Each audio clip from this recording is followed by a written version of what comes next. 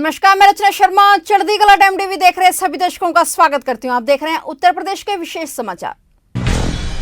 दुनिया भर में अपनी खूबसूरत आवाज का जादू बिखेरने वाली भारत रत्न लता मंगेशकर का आज जन्मदिन है। वे 28 सितंबर 1929 को इंदौर में जन्मी थी। उनके पिता दीनानाथ मंगेशकर मशहूर संगीतकार थे। लता के सदाबहार गाने आज भी उतने ही सुने जाते हैं जितने पहले सुने जाते थे। कोकिला आज अपना 92वां जन्मदिन मना रही हैं। पीएम मोदी के साथ साथ सिनेमा जगत के कलाकारों ने भी उन्हें शुभकामनाएं दी हैं। प्रधानमंत्री नरेंद्र मोदी ने लता जी को देश की पहचान बताया। वहीं मशहूर गायिका लता मंगेशकर के जन्मदिन पर उत्तर प्रदेश के मुख्यमंत्री योगी आदित्यनाथ ने भी उन्हें हार्दिक बधाई दी और लता मंगेशकर को जन्मदिन के लिए शुभकामनाएं दी। सीएम योगी आदित्यनाथ ने शुभकामनाएं देते हुए कहा कि स्वर कोकिला, सुर सामग्री, खाती हुए उपलब्ध पार्श्व गायिका भारत रत्न लता मंगेशकर जी को जन्मदिन की असंख्य बधाई एवं शुभकामनाएं।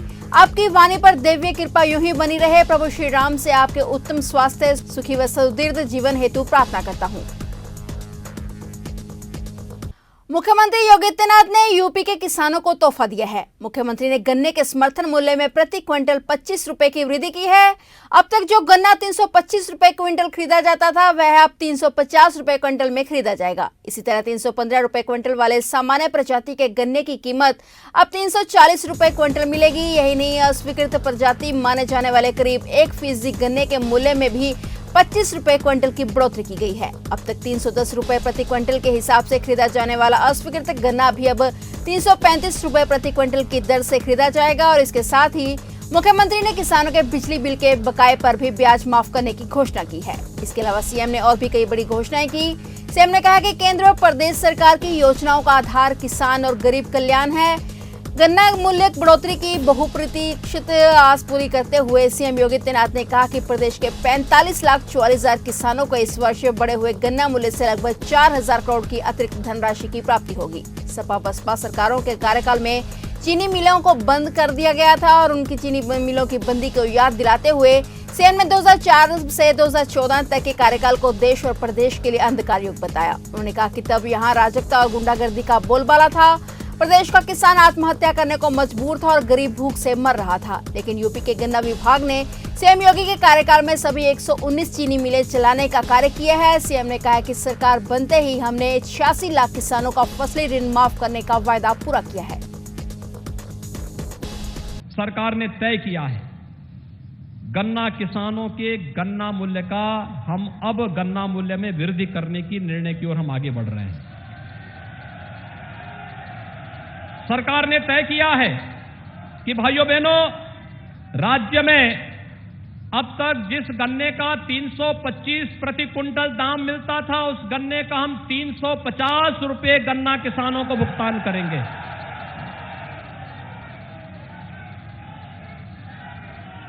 सरकार ने तय किया है कि भाइयों बहनों, सामान्य गन्ने का जो 315 रुपए अब तक दाम था उसमें भी 25 रुपए की वृद्धि होगी। वह 340 रुपए का भुगतान उसमें भी होगा। और सरकार ने यह भी तय किया है जो अनुपयुक्त गन्ना था वह मुश्किल से 1% बचा हुआ है। और हमारा प्रयास है नई तकनीक के साथ गन्ना किसान को अत्याधुनिक तकनीक और बीज देकर के वह भी अगैती गन्ना को ही उत्पादन करने की दिशा में आगे बढ़े। लेकिन फिर भी जिस किसान के पास है प्रति क्विंटल उसको भी 25 रुपए की वृद्धि करने का सरकार ने निर्णय लिया है। बाबा विश्वनाथ की नगरी काशी को विश्व पर्यटन दिवस पर बड़ी सौगात मिली है। काशी में पर्यटन को बढ़ावा देने के लिए गंगा जी में एक और हाईजैक क्रूज का संचालन शुरू हो गया है। हाईटेक सुविधाओं से लैस ये लग्जरी क्रूज पर्यटकों को बनारस के घाटों का दीदार कराएगा। इसके अलावा इस क्रूज में पर्यटक काशी के खान पान के अलावा सभ्यता और संस्कृति को भी करीब से जान सकेंगे। अलकनंदा के बाद ये दूसरा क्रूज है जिसमें पर्यटन गंगा की लहरों से काशी के घाटों के दीदार कर सकेंगे। क्रूज संचालन के पहले दिन स्कूली बच्चों को इस लग्जरी क्रूज से घाटों का दीदार कराया गया। पर्यटन विभाग ने बच्चों को काशी के सभी घाटों का ऐतिहासिक महत्व भी बताया। ये क्रूज पूरी तरह से हाईटेक सुविधाओं से लैस है। इसी क्रूज में 2 फ्लोर हैं। पहला फ्लोर पूरी तरह से वातानुकूलित है जबकि दूसरे फ्लोर को ओपन रखा गया है। यूपी पर्यटन विभाग के इस लग्जरी क्रूज में काशी के सभ्यता, संस्कृति और कला की झलक पर्यटकों को दिखाई देगी। इसके लिए क्रूज के दीवारों पर आकर्षक ढंग से काशी के घाटों के अलावा मंदिर और मशहूर खान पान को दर्शाया गया है। इसके अलावा क्रूज के दोनों फ्लोर पर एलईडी स्क्रीन भी लगाई गई है, जिस पर डॉक्यूमेंट्री के जरिए पर्यटकों को काशी के घाटों का महत्व बताया जाएगा। दुनिया के अंदर पर्यटन की सुविधाओं को विकसित करने के लिए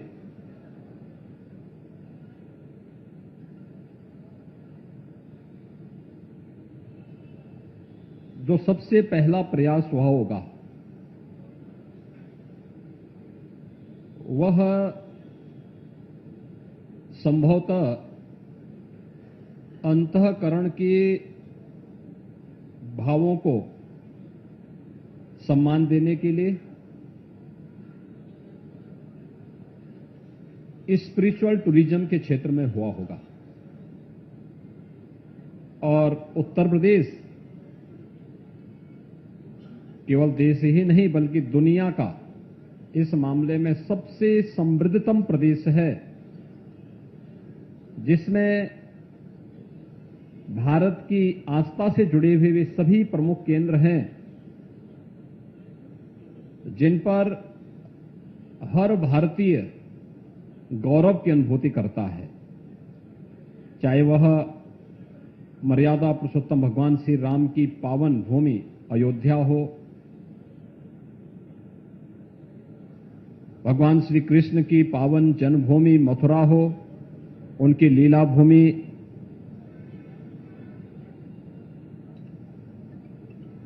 और उससे जुड़े हुए प्रमुख स्थल हों, बाबा विश्वनाथ का धाम काशी, दुनिया की सबसे प्राचीनतम नगरी,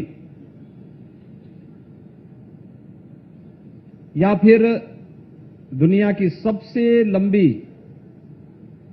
और पवित्र नदियों में मानी जाने वाली मां गंगा और यमुना का संगम, और दुनिया का सबसे बड़ा सांस्कृतिक और आध्यात्मिक आयोजन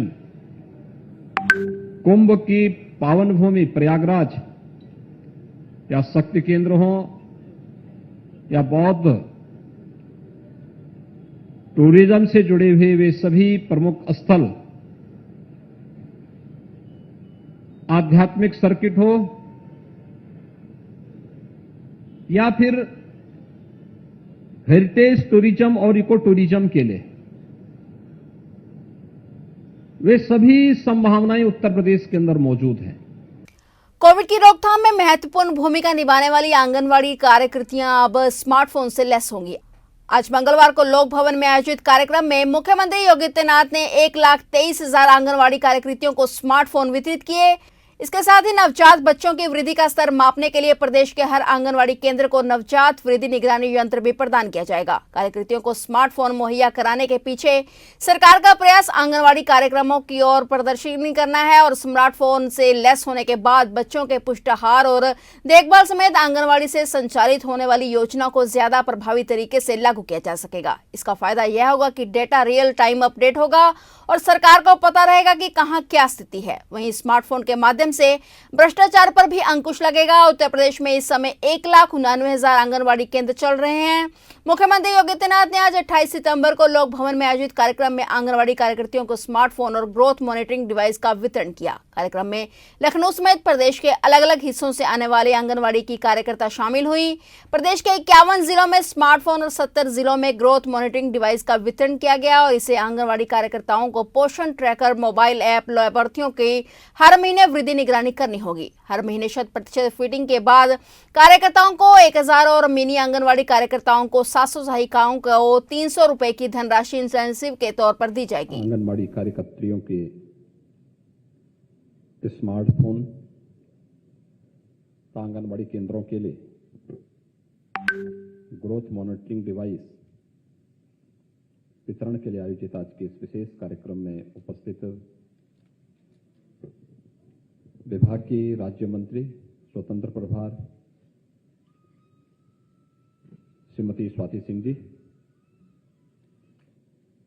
प्रदेश के मुख्य सचिव श्री आर के तिवारी जी,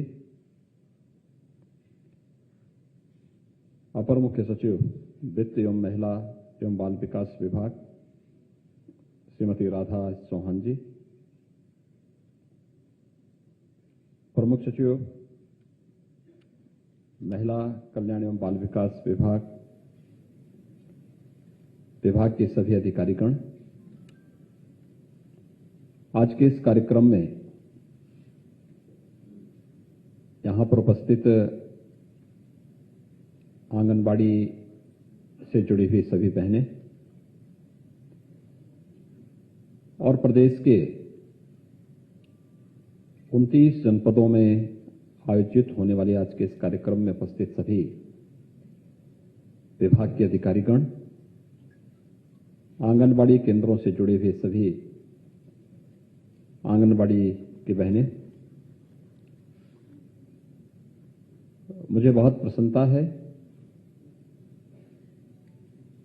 कि आदरणीय प्रधानमंत्री जी का जो एक संकल्प था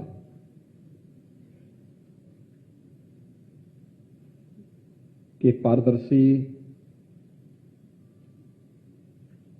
और ईमानदार सरकार के लक्ष्य को प्राप्त करने के लिए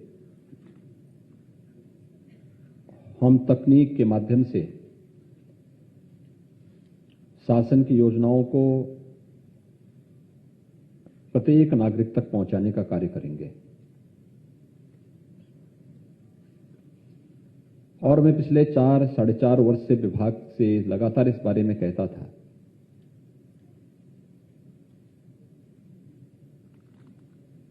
कि तकनीक के लिए आवश्यक है कि हम उस प्रकार के संसाधन उन लोगों तक पहुंचाने का कार्य करें जो शासन की योजनाओं को अंतिम पायदान पर बैठे हुए व्यक्ति तक पहुंचाने का कार्य करते हैं।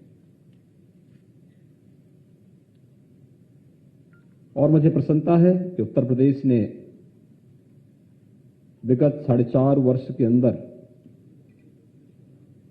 एक लंबी दूरी तय की है। आज उत्तर प्रदेश के बारे में लोगों की धारणाएं बदली हैं, देश की भी और दुनिया की भी। हर एक विभाग ने कुछ न कुछ नया किया है, अच्छा किया है और अन्यों के लिए भी उससे सीखने के लिए कुछ नया भी दिया है। आज का एक कार्यक्रम बहुत महत्वपूर्ण कार्यक्रम है। सामान्य रूप से यह कहने के लिए स्मार्टफोन वितरण या ग्रोथ मॉनिटरिंग डिवाइस के वितरण का कार्यक्रम हो सकता है, लेकिन इसकी गूंज सुशासन के लक्ष्य को प्राप्त करने में नींव के पत्थर के रूप में है। याद करिए आज से 4 साल पहले तक की क्या स्थिति थी। आंगनबाड़ी की इन बहनों को देख करके हम लोग भय खाते थे कि पता नहीं कहां धरना प्रदर्शन में लोग बैठ करके माहौल खराब कर दें। लेकिन आज इनका वो भय दूर हुआ। ये भी भय खाती थी और हम भी भय खाते थे। आज वो भय दूर हुआ और इनके प्रति भी जो इनको लोग पहले गलत निगाहों से देखते थे, आज इनके प्रति सम्मान और आदर का भाव बढ़ा है। और मैंने स्वयं बहुत नजदीक से इनके कार्य पद्धति को देखा है। भाइयों बहनों, हम सबको इस बारे में जानना होगा कि व्यक्ति हो या संस्था हो, अपने बारे में कितना भी बड़ा विज्ञापन जारी करें, कितना प्रचार प्रसार करें, सब कुछ कह दें, लेकिन विपत्ति और आपत्ति के समय ही आप उसकी सही पहचान कर सकते हैं। उत्तर प्रदेश अब देश में सबसे अधिक एलपीजी उपभोक्ताओं वाला राज्य बन गया है। नियोजन विभाग की समीक्षा के अनुसार राज्य में सब्सिडी कनेक्शन वाले एलपीजी उपभोक्ताओं की संख्या 4,26,33,197 हो गई है। इनमें से 4,07,10,440 सब्सिडी कनेक्शन वाले एलपीजी उपभोक्ताओं को डिजिटाइज किया डाटाबेस से जोड़ा गया है और यह नया रिकॉर्ड है, क्योंकि सूबे के 4,26,33,197 सब्सिडी कनेक्शन वाले एलपीजी उपभोक्ताओं में से 95.49% एलपीजी उपभोक्ता अब डिजिटाइज्ड डाटाबेस से जुड़ गए हैं। इतनी बड़ी संख्या में देश के किसी अन्य राज्य में अभी तक सब्सिडी कनेक्शन वाले एलपीजी उपभोक्ताओं को डिजिटाइज्ड डाटाबेस से नहीं जोड़ा जा सका है। इसके साथ ही यूपी प्रदेश सरकार ने उज्ज्वला 2.0 योजना के तहत 20 लाख लोगों को गैस कनेक्शन उपलब्ध कराने की मुहिम को तेज किया है। सूबे में गरीबों और जरूरतमंदों को राशन पहुंचाने के लिए राहत पहुंचाने के लिए प्रदेश सरकार ने जहां एक तरफ राशन वितरण की व्यवस्था को भ्रष्टाचार रहित बनाते हुए राष्ट्रीय खाद्य सुरक्षा अधिनियम योजना के तहत नए राशन कार्ड बनाने की प्रक्रिया को तेज किया है, वहीं दूसरी तरफ रसोई गैस को लेकर होने वाले दुश्वारियों को केंद्र तथा राज्य सरकार ने मिलकर खत्म किया है। इसके लिए लोगों को गैस कनेक्शन उपलब्ध कराने के साथ ही उज्ज्वला योजना का लाभ गांव-गांव तक पहुंचाया जा रहा है। बता दें कि सरकार के ऐसे प्रयासों से हुई प्रदेश में सब्सिडी कनेक्शन वाले एलपीजी उपभोक्ताओं की संख्या 4 करोड़ 26 लाख से अधिक हो गई है, जबकि वर्ष 2014 में प्रदेश में एलपीजी उपभोक्ताओं की संख्या मात्र 1 करोड़ 67 लाख थी। प्रदेश में सिर्फ कनेक्शन में बढ़ोतरी नहीं हुई है, बल्कि एलपीजी कवरेज एरिया में भी बढ़ोतरी हुई है। और नियामक विभाग के अधिकारियों के मुताबिक देश के कुल लाभार्थियों में 18.34% लाभार्थी उत्तर प्रदेश से हैं। यूपी सरकार हर गरीब को धुएं से मुक्त करने के प्रयास में लगी हुई है। यहाँ पर उज्ज्वला योजना सबसे ज्यादा कारगर सिद्ध हुई है।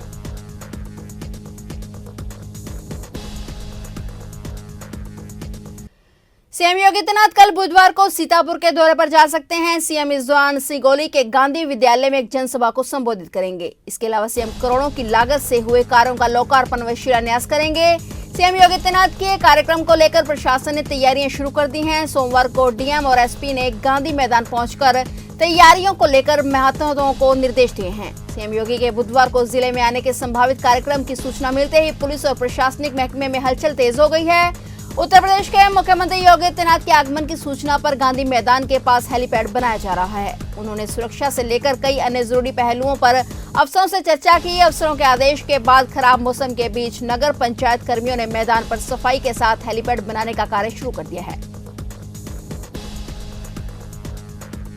अखिल भारतीय अखाड़ा परिषद के अध्यक्ष महंत नरेंद्र गिरी की संदिग्ध मौत मामले में सीबीआई जांच के चौथे दिन टीम आरोपियों से नैनी सेंट्रल जाकर पूछताछ कर रही है। बता दें कि सीजेएम कोर्ट ने सोमवार को तीनों आरोपियों की 7 दिन की रिमांड अर्जी मंजूर की थी और सीबीआई को मंगलवार सुबह 9 बजे से 4 अक्टूबर शाम 5 बजे तक की कस्टडी रिमांड मिली है। साथ ही कोर्ट ने कहा है कि जेल से रिमांड लेने व वापस ले जाने के आरोपियों का मेडिकल करवाना होगा और 3rd डिग्री का भी इस्तेमाल नहीं किया जाएगा। सीबीआई मुख्य आरोपी स्वामी आनंद गिरी, हनुमान मंदिर के मुख्य पुजारी रहे आद्या प्रसाद तिवारी और उनके बेटे संदीप तिवारी से पूछताछ कर रही है। इतना ही नहीं, सीबीआई महंत नरेंद्र गिरी को हनी ट्रैप में फंसाने वाली कथित सीडी को लेकर भी पूछताछ कर रही है। सूत्रों के मुताबिक सीबीआई सीडी की बरामदगी कर सकती है और आरोपियों को मठ बागंबरी गद्दी भी ला सकती है। सीबीआई को अब तक की जांच में कई अहम साक्ष्य और सुराग भी मिले हैं। सीबीआई टीम जांच में मिले साक्ष्यों की कड़ियां जोड़ रही है। इसके अलावा सीबीआई की एक टीम श्री मठ बागंबरी गद्दी भी जाकर जांच जारी रखेगी ताकि जल्द इस बात का खुलासा हो सके कि महंत नरेंद्र गिरी की मौत आत्महत्या है या फिर हत्या।